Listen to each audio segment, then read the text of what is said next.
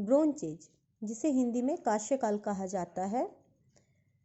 तो आज इस वीडियो में हम कांस्यकाल का अध्ययन करेंगे और यह जानेंगे कि कांस्यकाल की उत्पत्ति कहाँ से एवं किस प्रकार से हुई।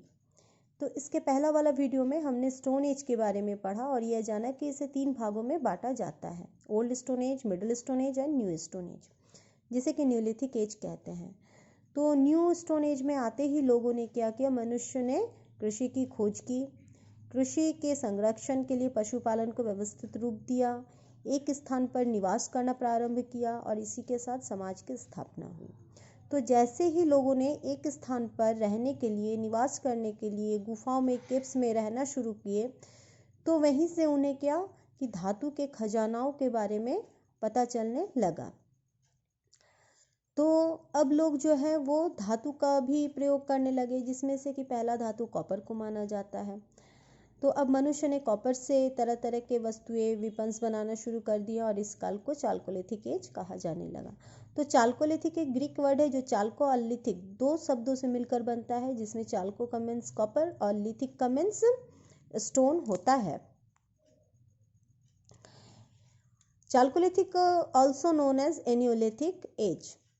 तो चाल्कोलिथिक एज को एनियोलिथिक एज भी कहा जाता है। इसके बाद हम यह देखते हैं कि the people were mostly rural and lived near hills and river. तो चाल्कोलिथिक एज में जो लोग हैं वो रूरल ही है और नदी पहाड़ों के सामने रहते हैं। The chalcolithic culture correspond to the farming community, Kayatha, Ahar और बनस, मालवा और जोरवा। तो इस समय के कुछ फार्मिंग कम्युनिटी जैसे कायथ, आहार और बनस, मालवा और जोरवा के बारे में हमें पता चलता है। इसके बाद लोगों ने क्या किया कि कॉपर के साथ टीन को मिलाया और एक अलॉय का निर्माण किया, जिसे कि ब्रोंज कहा जाता है और ये कॉपर से भी ज़्यादा मजबूत है। तो अब क्या है कि मनुष्य ने ब्रोंज के भी सामान बनाना शुरू कर दिए और इस एज को ब्रोंज एज कहा जाने लगा। तो इस प्रकार हम देख सकते हैं कि न्यूलिथिक एज और ब्रोंज एज का जो बीच का पीरियड है, इसे चाल्कोलिथिक एज कहा जाता है। न्यूलिथिक एज और ब्रोंज एज का जो ट्रांजिशन एज है, इसे चाल्कोलिथिक एज कहा जाता है। और कुछ हिस्टोरियंस का मानना है कि चाल्कोलिथिक एज न्यूलिथिक एज का ही एक पार्ट है। Bronze as. अब ब्रोंज एज में आके मनुष्य ने अनेक परिवर्तन किए, अनेक खोज किए।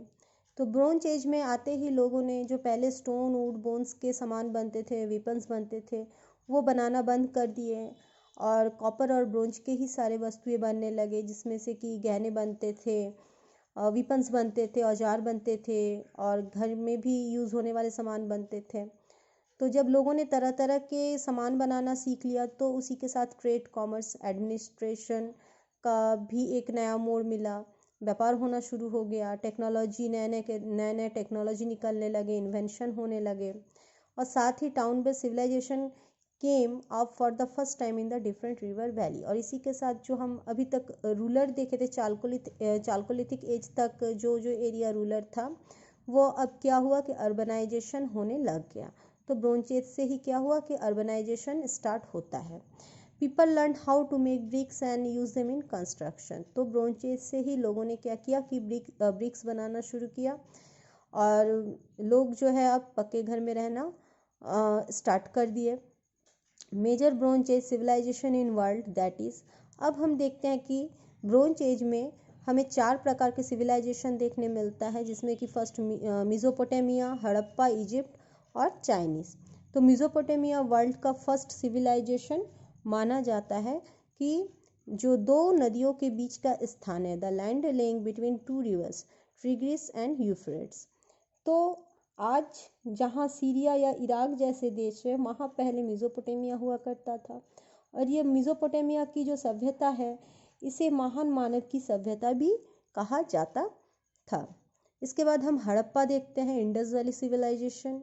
Egypt arose in Egypt along the river Nile और Chinese grew up the Huang Ho valley, जिसे येलो वैली भी कहते हैं।